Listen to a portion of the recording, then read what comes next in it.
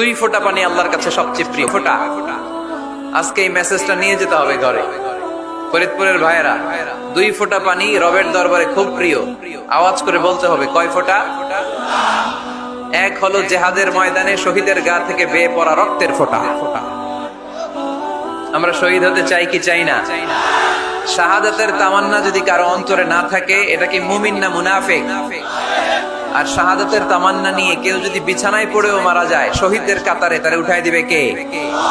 আমাকে শহীদ করে সেই মিছিলে শামিল করে নিও, যে মিছিলের নেতা আমির হামজা খোবায়েবে খাব্বাব।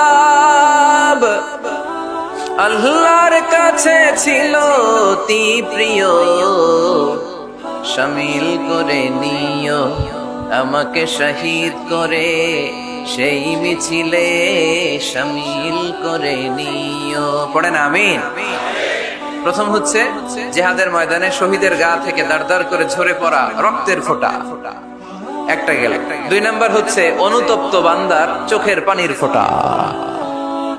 বান্দা যখন অনুতপ্ত হয়, তার ভুল বুঝতে পারে, অন্যায়কে উপলব্ধি করতে পারে, তখন সে জায়নামাজ বিছিয়ে রবের দরবারে হাজিরা দেয়, সিজদায় লুটিয়ে পড়ে কান্না শুরু করে দেয়। এই চোখের পানির এত পাওয়ার, এই চোখের পানি অনুতপ্ত বান্দার চোখ বেয়ে নাকের ডগা বেয়ে মাটিতে পড়ার আগেই আল্লাহ বান্দার জীবনের সব গুনাহ মাফ করে দেয়। এজন্য চোখের পানি বেশি বেশি ফেলার দরকার আছে না নাই? আমাদের হৃদয়টা অনেকের বড় শক্ত, চোখ দিয়ে পানি নামে না। সেই কবে যে সর্বশেষ কান্না করেছিলাম মনেই নাই, এরকম অনেকে আছে না নাই?